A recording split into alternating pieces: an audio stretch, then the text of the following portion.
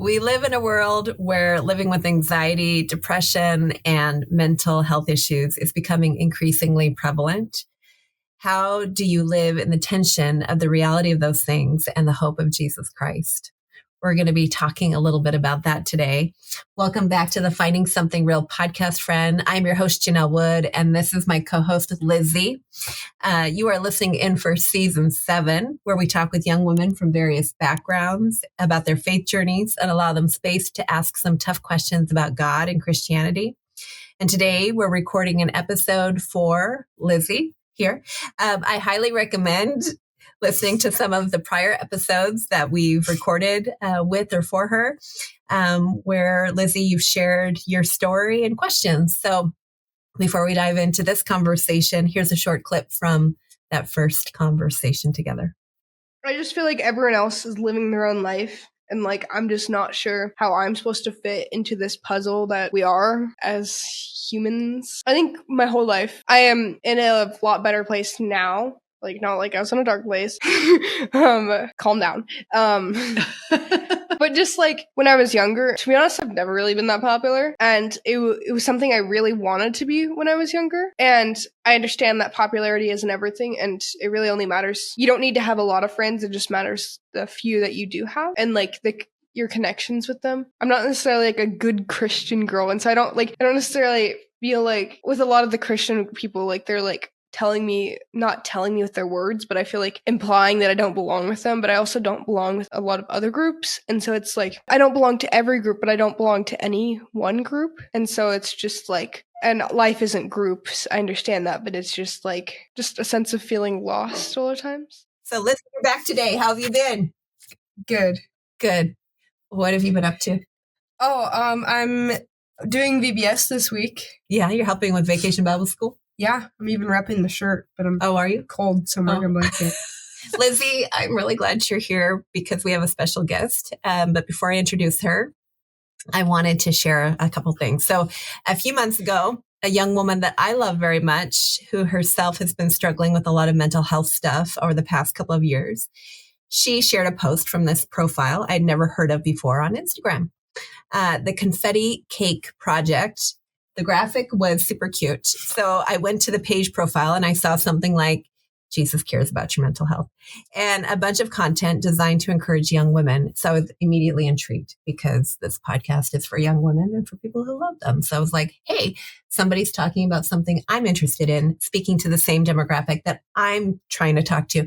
And this would be really interesting to look into this. So in further researching the page, I found this. In further research, I found this verse and a description written by the founder, Josie Pettit. She said, and this is a verse, "Oh, give thanks to the Lord, for he is good, for his steadfast love endures forever. Let the redeemed of the Lord say so, whom he has redeemed from trouble." And then she went on to write, "You are not alone, not crazy, and not shamed by the King of Kings. The Lord continued to show me how his steadfast love and peace endures forever through my struggles with anxiety and depression. I've been rescued from the hand of the enemy," Psalm 31:8, "because God holds my hand just as he holds yours. I'm not a doctor nor a counselor, but the Lord has been so kind to use my own struggles to give me a strong passion for mental health, specifically in the Christian community. God held my hand and led me to resources that he created to help his children. Does that mean I never struggle with my mental health and have every single answer? Oh, no, not at all. We are humans on a broken earth, promised to struggle. Life can be so hard. The Confetti Cake Project is here to cheer you on and ignite your strength through Christ, pointing you to Jesus through every up and down in your mind. You are loved." And furthermore, the goals of the Confetti Cake Project are, the furthermore was mine. That sounds old. Furthermore. The goals of the Confetti Cake Project are to encourage, to erase the stigma around the reality of Christians struggling with their mental health, to provide tangible and practical resources, to create a safe place with no shame around getting help, and to share about the love of God and his character. So I thought that all sounded pretty amazing. And I decided to reach out and talk with Josie, the creator of the Confetti Cake Project. And when I did, I found a young woman who was vibrant in her love for the Lord.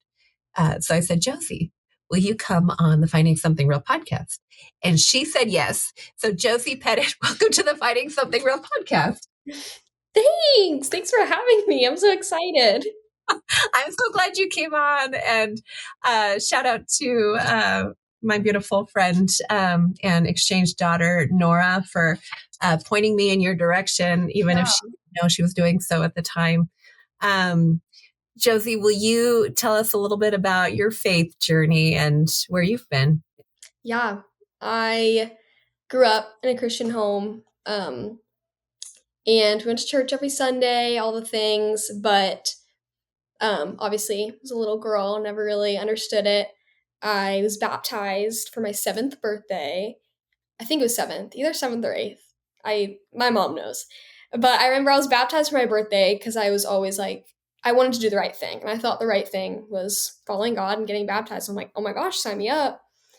And still went to youth group all of middle school and high school, all the things. But I developed a anxiety disorder in 5th grade, which is very early.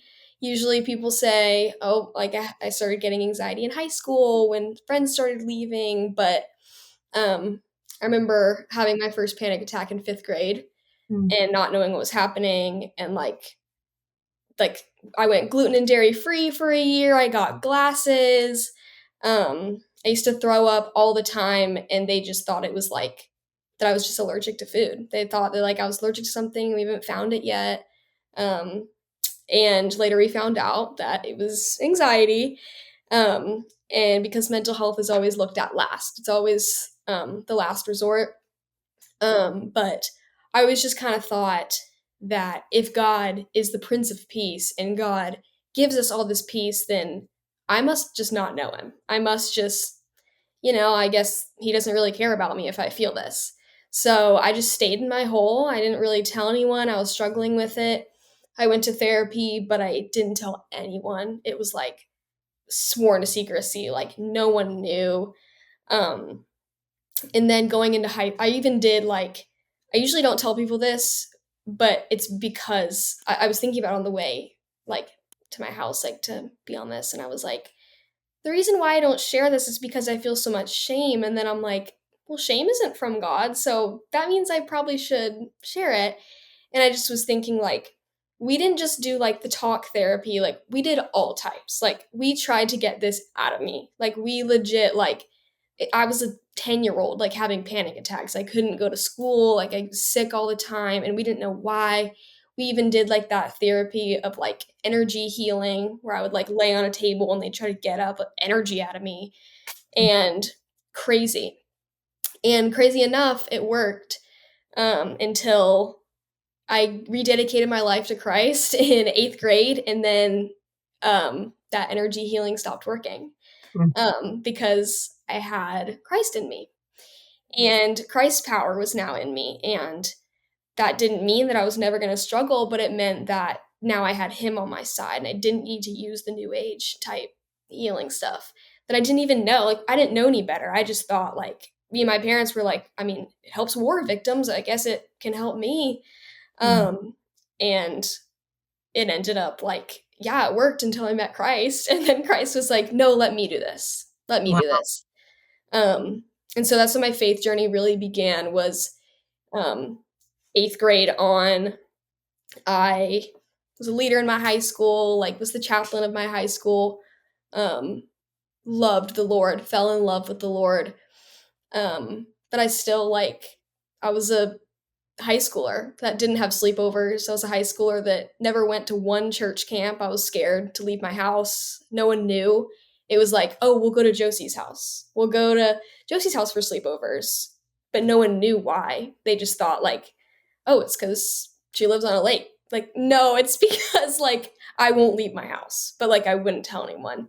So I was silently struggling, and because the first few times I told the church, I remember specifically one time, like going up and asking for prayer and saying like, anxiety has really taken over my life. Like, I'm really struggling. And like the girl looked at me and was like, the Lord's telling me you just need to surrender. You need to surrender because you're not trusting him. And I was like, okay, I was like, well, little do you know, I do read my Bible and pray every day, every single day.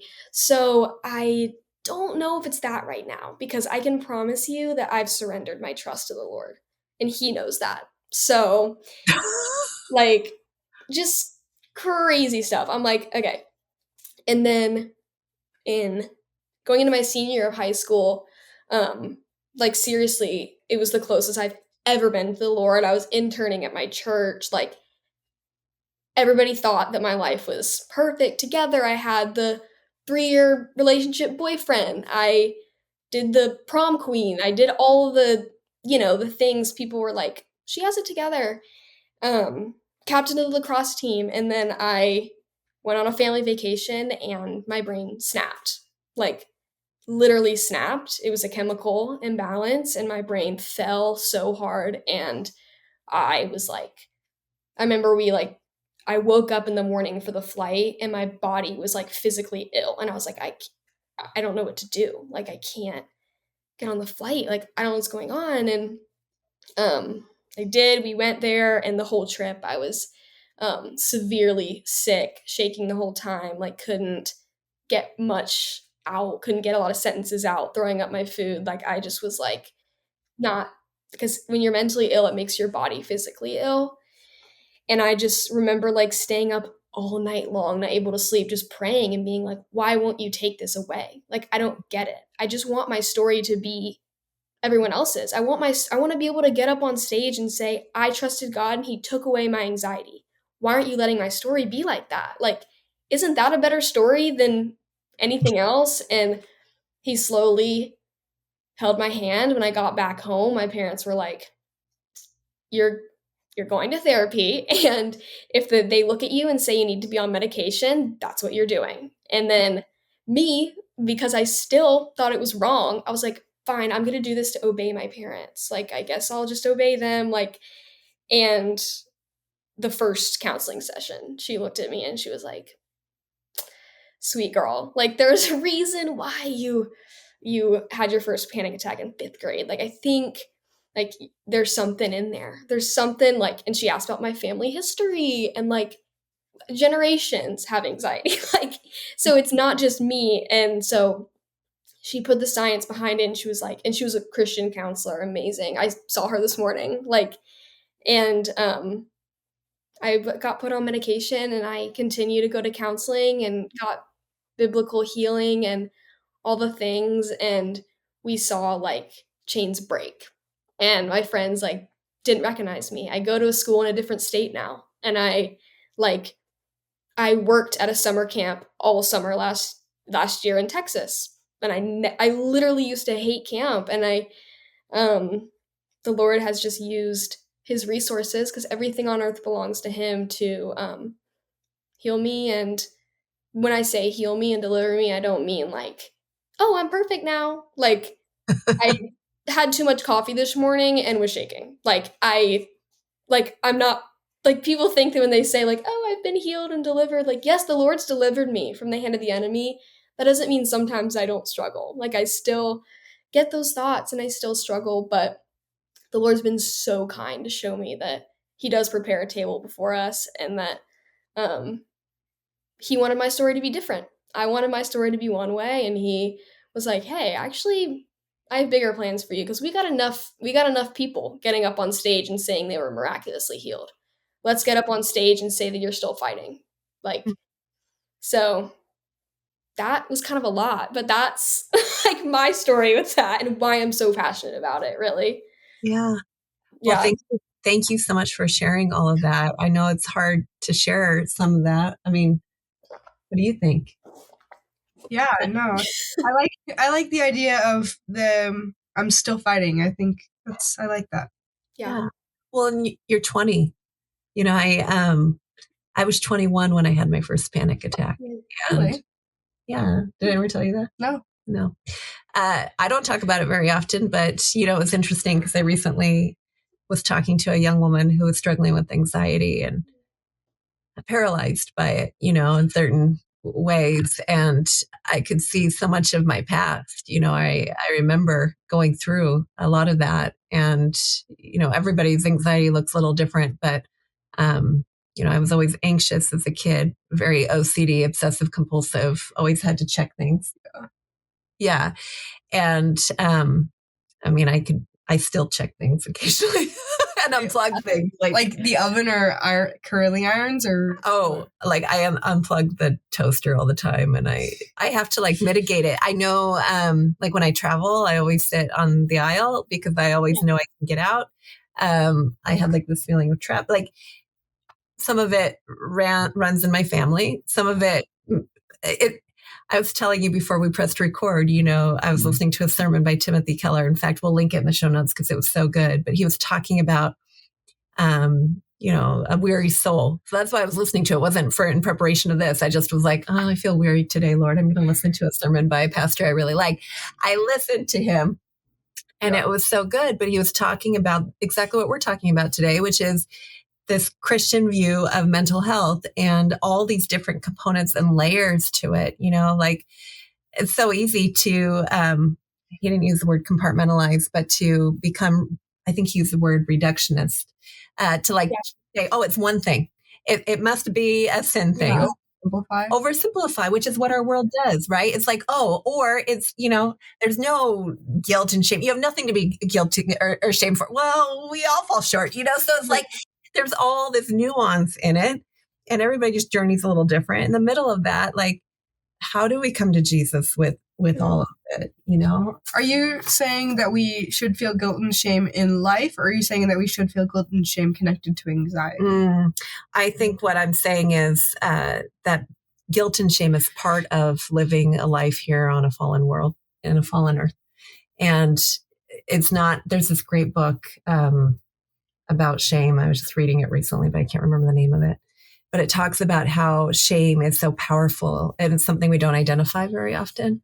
And how often we can feel shame over things that we shouldn't be feeling shame over.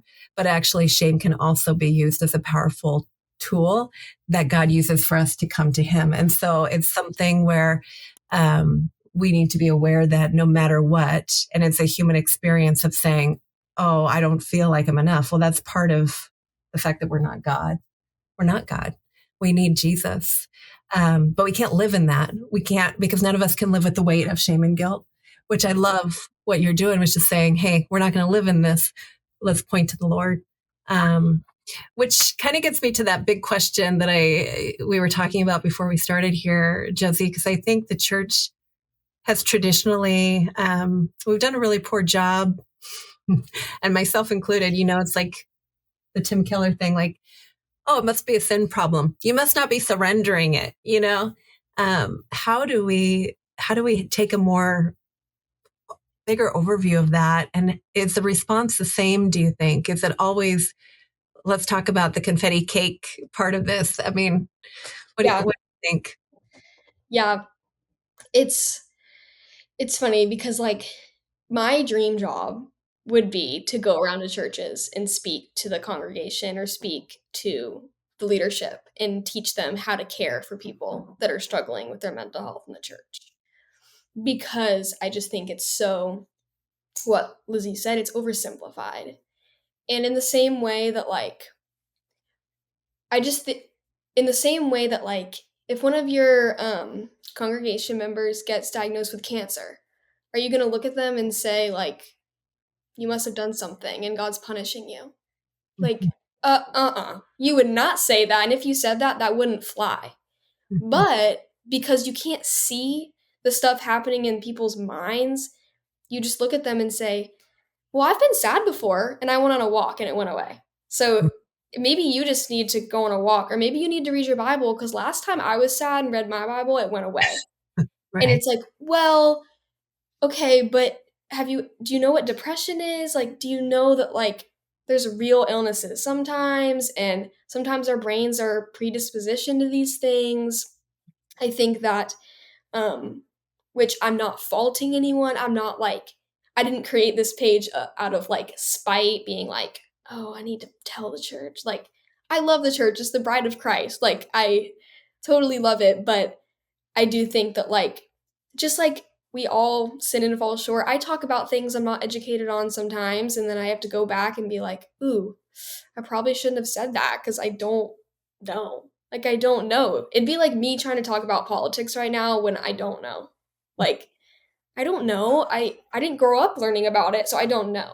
So I think it's very oversimplified. People speak on it when they think they know and they don't. There's different severities of it. Someone may be going through depression because someone in their family died, and that takes time. You could say that takes time, but someone might be going through depression because they're missing serotonin in their brain Mhm. and they need to be medicated, or they need to talk through some past trauma, or they sometimes your gut microbiome creates a lot of the serotonin in your brain. And my friend found out she was allergic to gluten, and that was causing all of her anxiety. Like, sometimes it is that, like, it's case by case.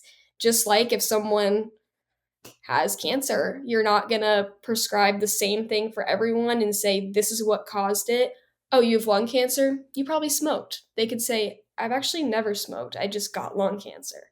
Kind Mhm. of like someone saying to me, like, oh, you have panic attacks, then you must have a sin you haven't confessed of, and that's your body's panicking because it wants to tell someone. Like, people have literally said that to me, and I'm like, well, it did start when I was like 8. So I don't know what I was doing at 8 that I didn't tell anyone, but I don't know.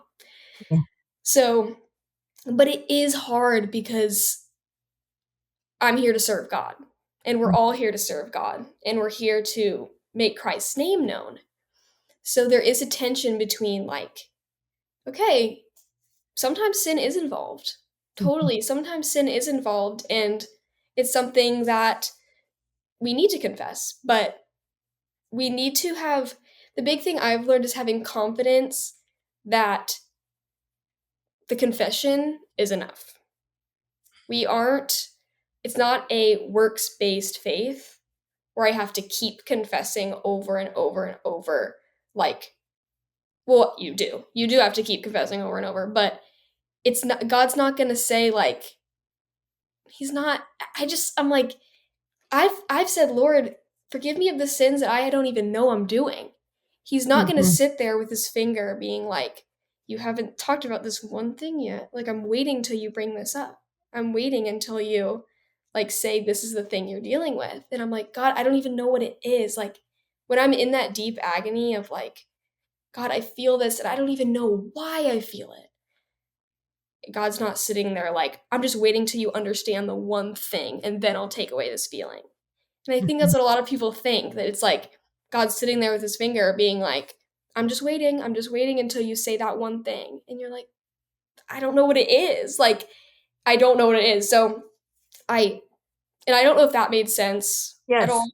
Okay, Yeah. because I have been there before where I'm like, people have said there must be something you haven't thought of. Psalm 51, search my heart, O Lord. Like, ask him what you haven't thought of. And I'm like, be confident that you saying, God, forgive me of the sins I don't even know about, believe Mhm. that that's enough. The confidence of your salvation is enough. Jesus dying on the cross is enough Yeah. for you. And it's not, he didn't have to die on the cross 8 times for you. He did it one time. So you confessing your sins, okay, I'm good. Yes, I'm going to continue to repent every day, but Mhm. that I don't have to, if Yeah. that makes sense. Yeah. Yeah. Be OCD about whether you can actually see what's going on here. Right. Yeah. Yeah. Right. What do you, if you feel like you're getting anxious over something, what is kind of, how are you, like switching your attention or your focus or, Yeah. yeah. Um, it takes, I mean, it's taken a while to, like, perfect the system because I've had so much time, thanks God, um, to perfect it. Um, but, and obviously, like, sometimes it doesn't work and I'm like, okay, but a lot of times recently, the thing that I do the most is literally say out loud, like, I am anxious. Mm. Like, because a lot of times I think we try to hide it. Like in Genesis 1, or Genesis 2, when they sinned, they hid from God. Like, talking I about. know. Yeah, like we don't have to hide. And I think for a lot of my life, I'd be having a panic attack and being like, I promise I trust you. I promise I trust you. And it's like just looking at him being like, I don't know why, God, but I literally like just can't. Like I'm feeling this war between like my feelings and what's true because I'm on this earth and you're in heaven, and just being honest. Because like that's my first thing is like I literally say out loud, I'm like, I am anxious and I feel horrible. Like please be near. Be near. Um and something that like my counselor has told me is like, again, not being OCD about that and not being like, if I say it enough times, then it'll go away. If I pray and like, if I say it enough times, it'll go away because that's a works-based faith. And if I believe like that, then it's prosperity sometimes of being like, yes, I should pray without ceasing, but I shouldn't think that if I pray 10 times, then he will take it away. He will do it in his own timing, however he wants. So I ask the Lord, I say, Lord, give me vision through it. You don't just hold my hand through it. Like, if you want to take me out right now, like, if you want to hold my hand and take me out of the flame, do it. But if you want me to stay and you want to teach me something, then go ahead, because there's nothing I can do about it. You're God. But big, like, practical things is moving. I, like, have to move my body. Like, my roommate has gone on a walk with me at 11 p.m. before because I wake up and I'm like, I have to, like, I'm not okay. Walk. Like, moving your body, it stimulates me. Chewing gum is crazy because it gets something on your taste buds. I mean, eating, yeah, but I don't want to eat every time I'm anxious. So if I'm hungry, then I'll eat. But if not, chewing gum is really good. Listening to music. I have a playlist of Christian songs that I always listen to. And what else do I do? Did you pressure points? I've never done them, but I heard that they work. I learned this in grad school. This has been like very helpful for me. Share all my secrets. Okay, so you guys have pressure points on your wrist, here and right here and right here, right? So it used to be when I was really anxious, I would like sit here, but then also just to ground myself. A lot of times I'll just do this. No one notices, and it's very helpful. It helps like with feeling grounded. Yeah. So wait, what do you do with the back of your hand? I mean, your wrist right here. If you just feel that, you just feel like more. Whew. Wait, the wrist, or I thought you were. You can do the wrist or right here. Yeah, right here. Those are pressure points. Yeah. I've never done that. Okay. It's been my trick since I learned it in one of my classes. Yeah. Yes. Yeah. Wait, I literally totally forgot that you went to school for that. Right? I know. I So I'm did. like, You did. you know way more than me, and you're like asking me about it. I'm like, Well, listen. I mean, it's something I don't talk about enough because I think it is so. It's such a messy topic, and it's so, but it's so important. But one of the things that I've seen, I went to grad school for it, and I think part of the reason I went to grad school was so I could figure stuff out. yeah. Because when you feel a little like, oh, what's going on? I want to diagnose my family, and I also want to diagnose me. But I got that DSM vibe. Yeah, it was DSM-4 back then. Oh. There were still some things that now they call normal that weren't normal back then. But I think I've seen a lot of my friends, and I love them very much. But it's really easy sometimes, and I wonder if you've seen this too, Josie, especially with the work you've done, to start identifying with the anxiety, to start identifying with the mental illness, or start identifying with the depression. And I have seen beautiful people that I love.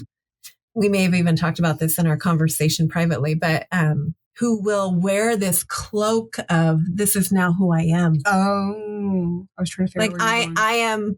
I am an anxious person, or I am my depression, or I am my, whatever DSM-5 diagnosed me as, or my therapist said. And so I've felt a little bit of that tension because we are, made new in Christ. We're redeemed. He clearly in scripture, he doesn't want us to walk in, anxiety. He allows us to go through stuff like what you're saying with sickness and illness, right? Just because he doesn't want us to walk like that. We still live in a fallen world where we're going to walk with illness and sickness and all these other things, but it's not his ideal. So to wear it, as like, this is who I am now, I've felt, I don't know, there's been some resistance in my spirit to that. Yes, go ahead. I don't know if this will help. I don't know, maybe like okay, I'm just gonna start talking. Go ahead. But I like we were talking about this, I don't know, not too long ago, like an hour ago or something. So I have autism, and I feel like for so long of my life, I actually just wrote an informative essay on it, not too long ago, longer ago than an hour ago. And it was just like, I feel like for so much of my life, it was just like, I don't have that. That's nope. Or I'm fine. I'm normal. I'm whatever. Yeah. And like, I have autism, but it's not who I am. Mm-hmm. But it's still something I have, even though it's not who I am. And so it's just like, I still have to like, I don't know, not like build my life around it, but like acknowledge it in my life when I'm doing things. And so like, I don't know, I feel like that can relate to like anxiety or a lot of other things. Like I have to know what I need, and yeah. I think that's so good. I want you to respond, but what you just said was a great point, because it's in being open about those vulnerabilities, about our struggles, that the light shines the brightest, right? It's like, this is something I've struggled with. Like when I tell people, well, I've struggled with anxiety, it opens up a door of connection. Like when you say, I have autism, right? Like it opens up a door of, wait a second.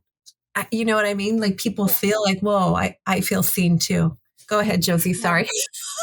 No, you're fine. This is your podcast. No.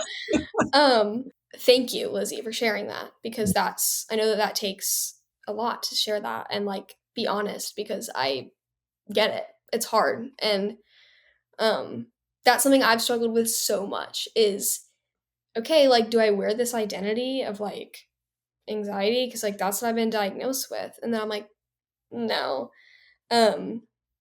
Something that my counselor told me that I literally say all the time and I think about all the time and I tell people is that you're fearfully and wonderfully made. And I know that like we hear that all the time. Like, oh, I'm fearfully and wonderfully made. But you're fearfully and wonderfully made, and God, when you were in the womb of your mother, knew that this is what you were going to struggle with. So he fearfully and wonderfully made your brain to be able to lean on him. And so I can look at myself and say, okay, I was fearfully and wonderfully made by the Lord, and anxiety is not from him, but he fearfully and wonderfully made me to use it for him. And this is the way my brain is dispositioned, and I'm fearfully and wonderfully made in that way. And that's the way he loves me. He loves me through it.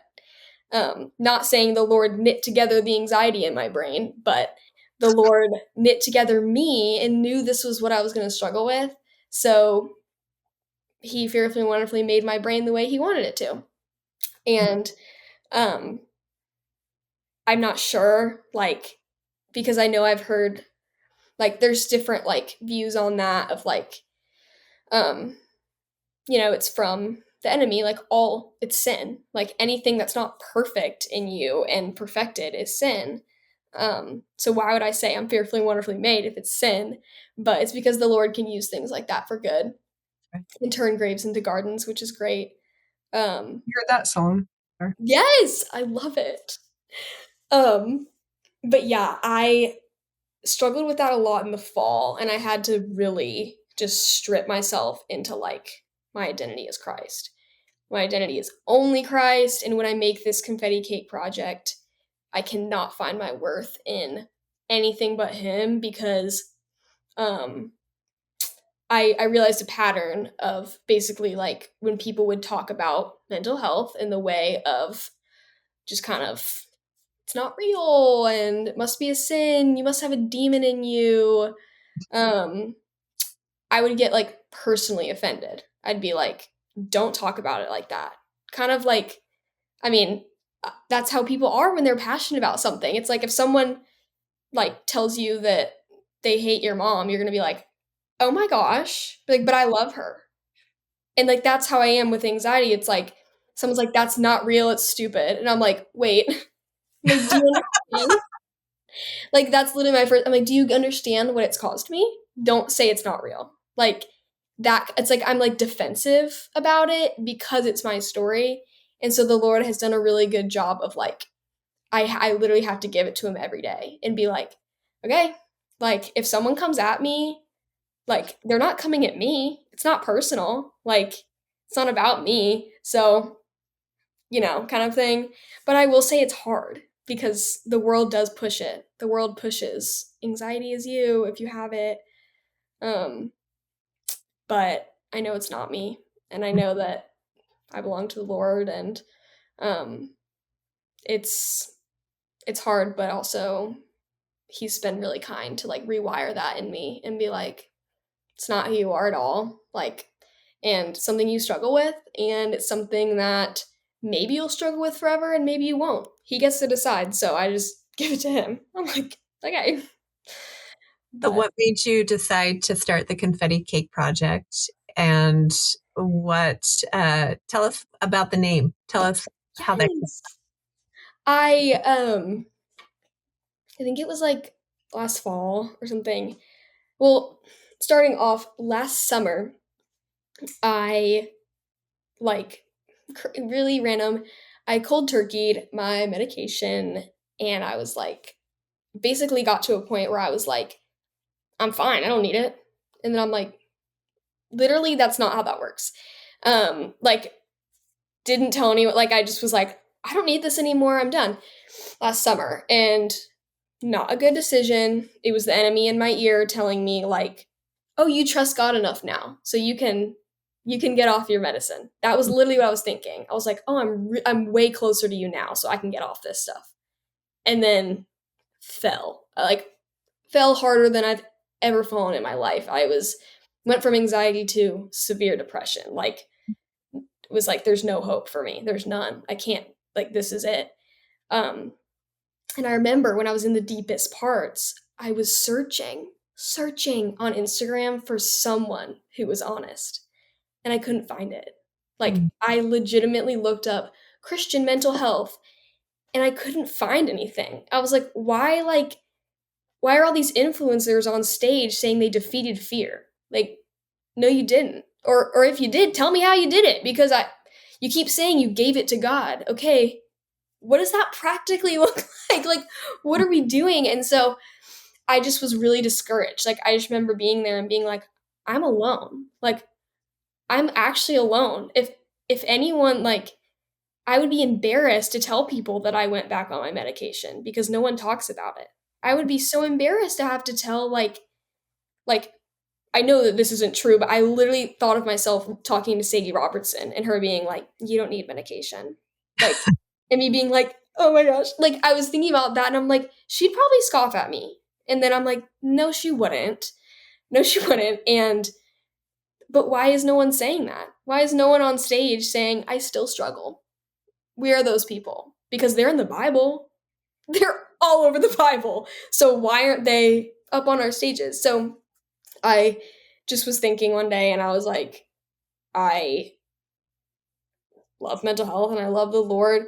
I'll just start like a little club at my school. Like that was literally it. I was like, I'll start a little like every Wednesday morning, we'll meet in the sorority house and we'll like talk about our feelings, talk about what we're going through, and then we'll find scripture to combat it. That's all we'll do.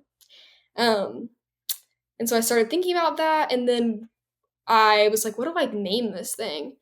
And I prayed about it for like 3 months, and I was like, I would literally sit in my room by myself with a journal and like the lights off and be like, tell me. I'd be like, God, what do I call this? I'm like, I can't think of a name. Like, what do I do? And obviously he wanted me to wait. And then one day, my friend Emmy sent me the poem by Tanner Olson called Stay. And it's a poem about suicide. And in it, he says, stay for tomorrow. And tomorrow's worth staying for. And maybe tomorrow we can have some confetti cake. And I read that and I was like, that's it. Like, that's literally it. Like, stay and taste and see that the Lord is good. Like, Psalm 34:8, taste and see the Lord is good. Confetti cake. Like, I'm a bright and bubbly person. Like, I would love to make that a thing. And so that week, I like made a graphic and I was like, this has got to be it. And I remember posting and being like, this is just going to be like for me and my friends because no one's going to follow this. Like, I was like, this is just for me and my friends. And like, we can meet on campus like every month or something and have a new Christian counselor come speak. And then like randomly, like it blew up. And I was like, oh my gosh, okay. Like, I guess the Lord does want me to be doing this. Like, not that followers mean anything, but it was like affirming. I was like, okay, you do care about this, and this is cool because it just was sweet, and the Lord had different plans. My plan was for it to be a Samford University club, and God wanted it to be a social media platform, which I didn't want to do. So he's refining me every day in that. But yeah. What are you? Oh, go ahead. Oh, I was like, you go to Stanford? Stanford. Oh, Stanford. Mm-hmm. Yeah. Okay. Yeah, people ask me that, and I'm like, I don't go there. It's a private liberal arts Christian college, right? Mm-hmm. Mm-hmm. And what's your major again, Josie? Communications, and my minor is Christian ministry.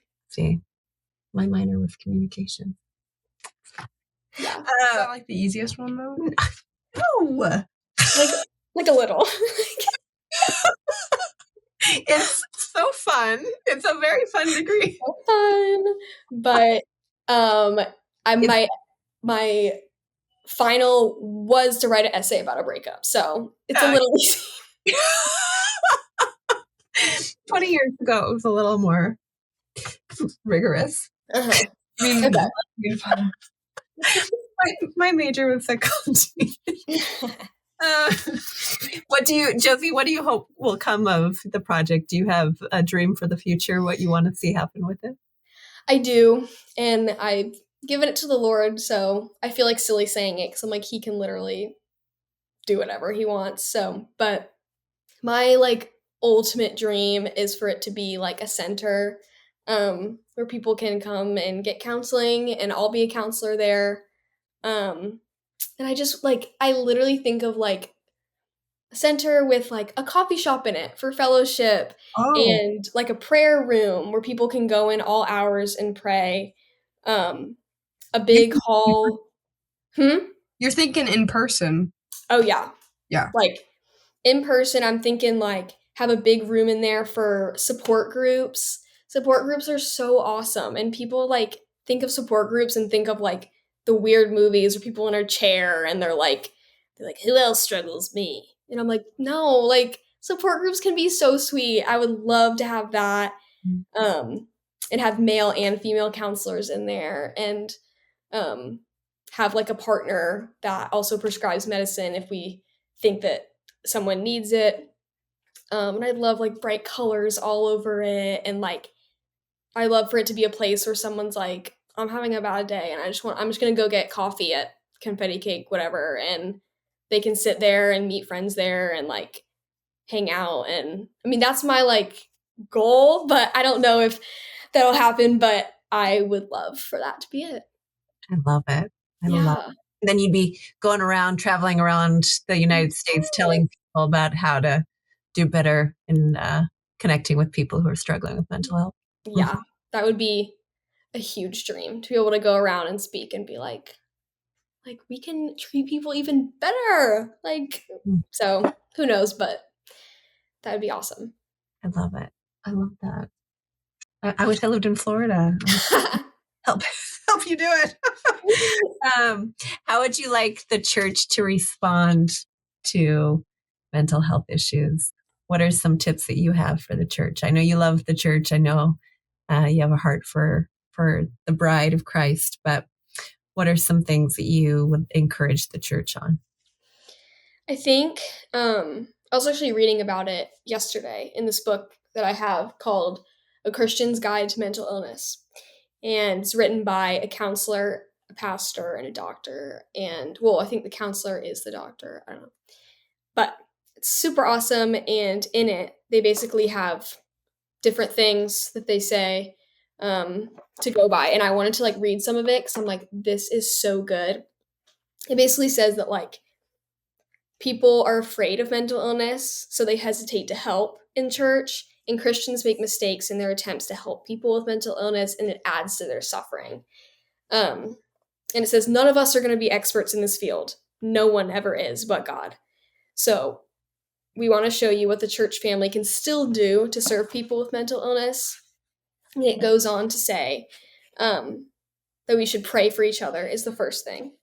Is we talk to them about their relationship with God, but are we talking to God about them? That's number one. Like, are we talking to God about them and being like, Lord, they're struggling, be with them, tell me how I can be a help. Another one was I think I circled all of them because I was like, these are so good. Oh yeah, being patient and sensitive are like my number ones is because what is Jesus's heart? Gentle and lowly. So we should respond first, gentle and lowly, and be sensitive and be like, I'm so sorry you're going through that, and be gracious, show grace to them because that's what Christ did. He showed grace. And I think also a big thing is we think we can control it. Like we think that we can be like I can fix it. Like just I'll be your person. I'll be your person. Yes, bear one another's burdens, but if someone is seriously struggling, it's important to guide them towards real professional help. And maybe a pastoral counseling is all they need. But some more severely might need therapy. Some severely might need medication. It's case by case. And I think that if we're in tune with the Spirit and we're talking to the Holy Spirit, then we can see how deep that case is. And we can be like, okay, I do think you need to go this way. Or I think you should just talk to our youth pastor after service or something like that. I think I would like, obviously I don't know if this is like realistic, but I would love for churches to have, I think they should have someone that is an expert on mental health on their staff. I think that would be so, like someone like you that went to school for it. Like, I think that would be crucial for churches to have someone like that. Because we need someone in all the meetings that knows about that stuff that can say, well, we should probably steer away from that. Or we should probably go this way or be careful on your words on that, because I've just seen churches crash and burn with that and like stand up on stage and say the words, anxiety is pride. And I can say, okay, in some cases, yes, but the girl that was just diagnosed with the anxiety disorder can't hear that. So we need someone in those meetings that can make this wording more sensitive. And that might sound like babyish, that might sound like I'm trying to control it, but it's like I think we're sensitive about a lot of things, and I think that's something we should be, because the church is hurting people very often with their wording and language and prosperity gospel of like, if you just do this, then you'll be better. If you just submit to God and be humble, all your anxiety goes away. And you're like, well, so I think the church should be a little bit more sensitive and graceful. And then this was a big one that I liked, is be an advocate. And it goes to Galatians 2 and says that we're called to bear each other's burdens.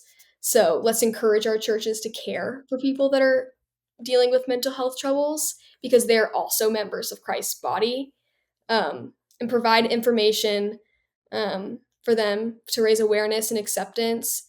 And it says perhaps set up a support group where they can meet with others who suffer as well, who have been recovered, or ones that are still in it, to share, learn, and encourage one another.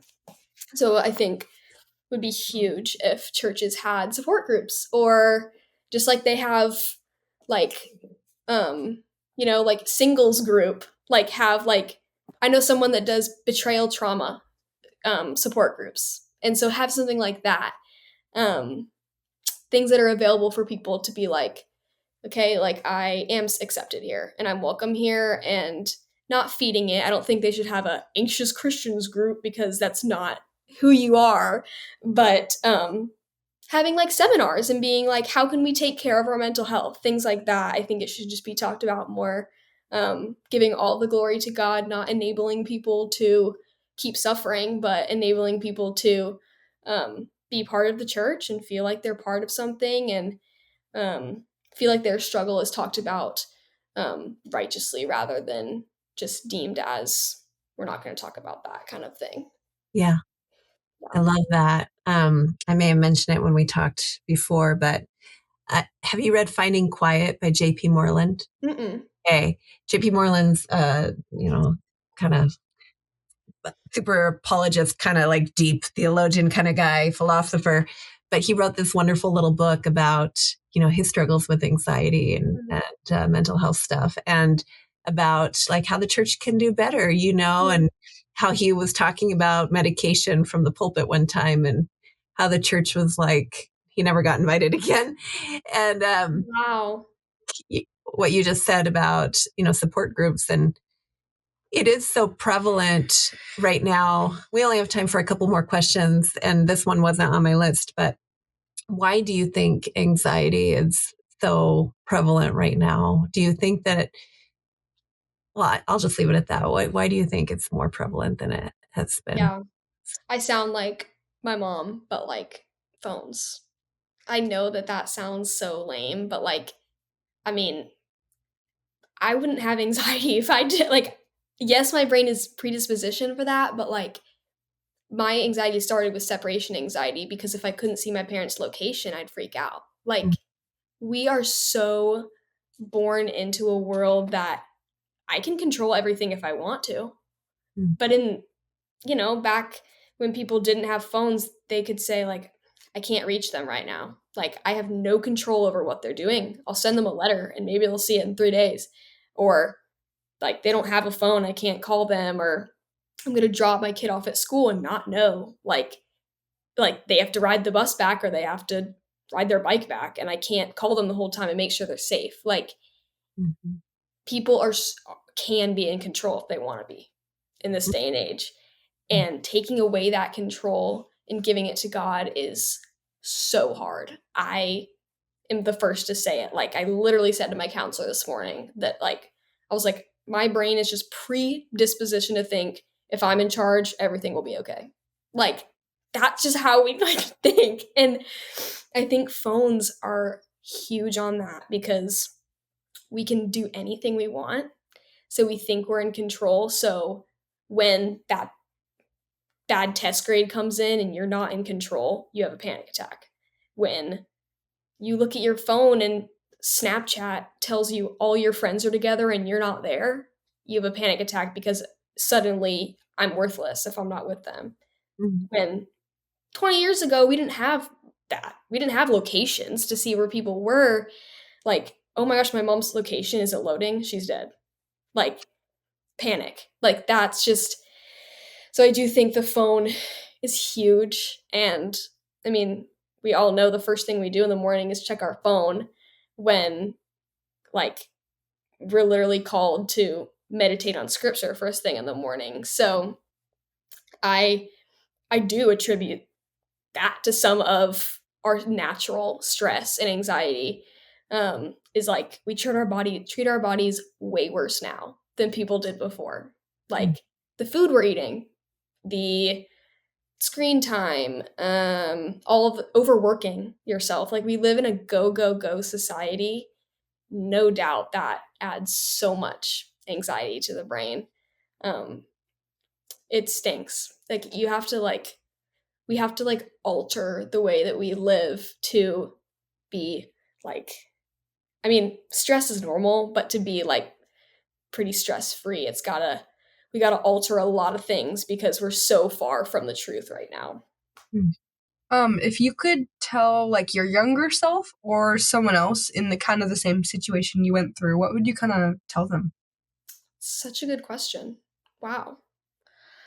I think a big thing that I like to tell people, and I read this in a book, so I don't want to quote it myself.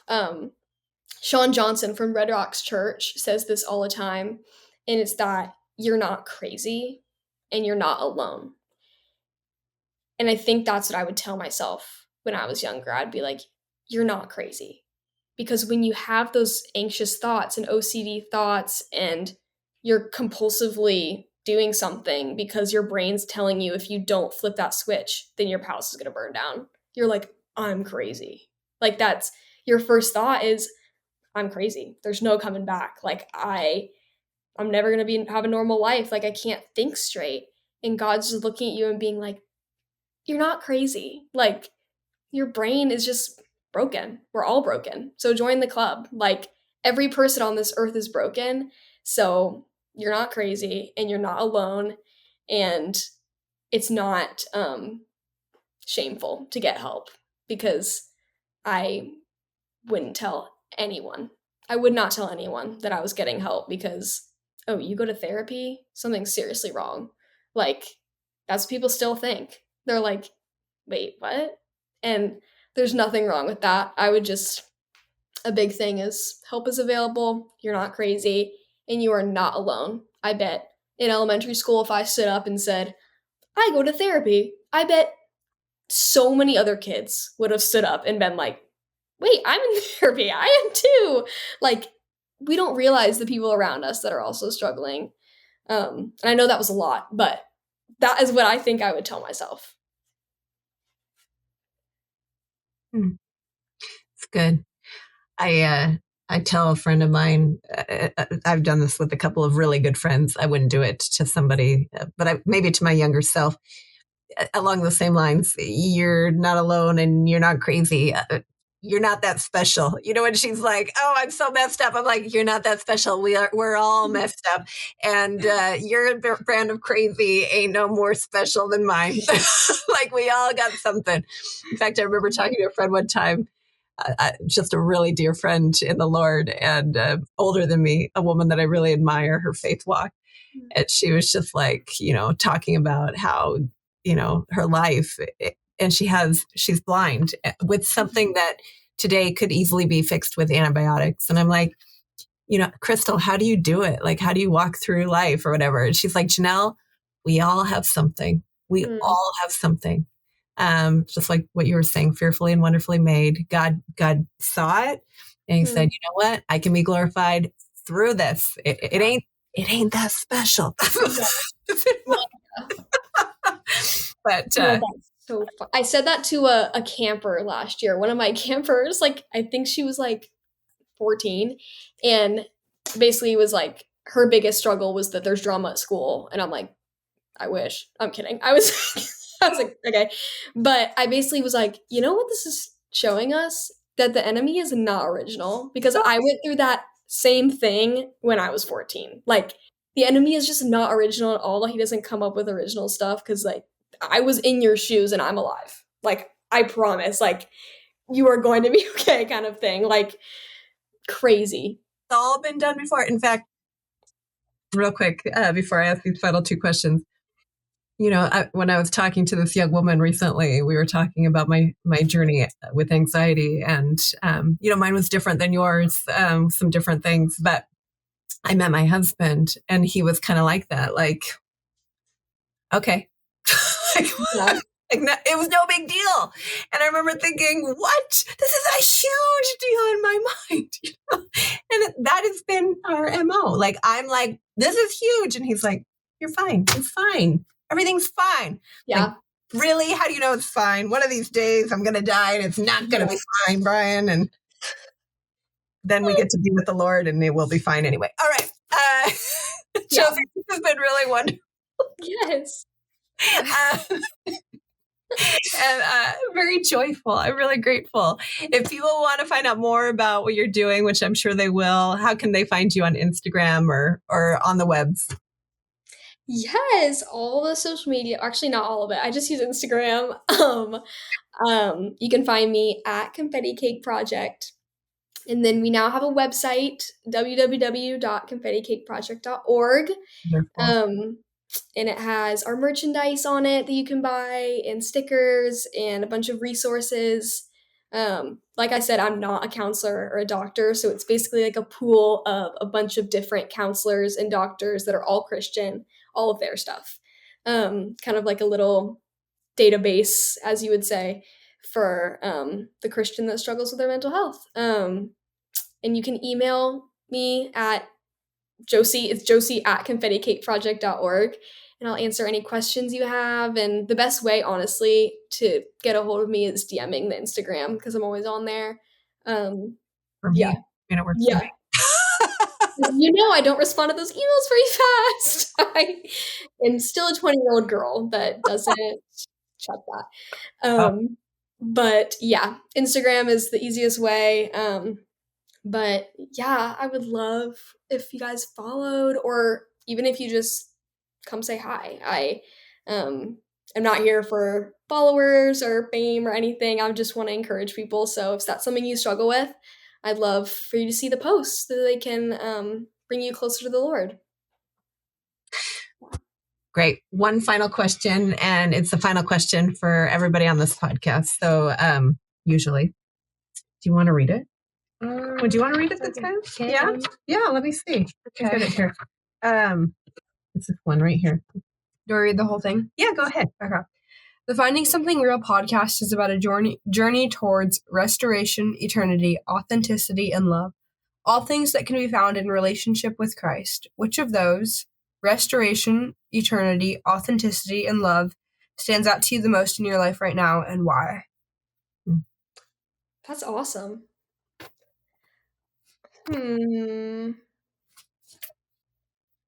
Such a good question. Oh my gosh. I think I would have to say authenticity. Authenticity is huge. So it makes my day. I'm like, why would I be fake with you? I'm like, let's just be real. Like, why would I even, try to pretend like something I'm not? And it goes back to Jesus and how authentic he was and how he didn't pretend to be somebody he wasn't. And he gave it all for us, and so I can be real. If Christ can die for me, then I can be real and share my struggles. Because if the King of Kings was real, and he looked at his disciples and said, "Will you pray for me?"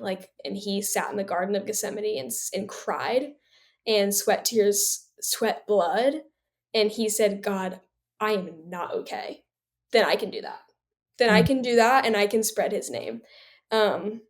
And I'm just reminded over and over again how authenticity, that's what I meant to say, is so important. And I'm looking at my board right now.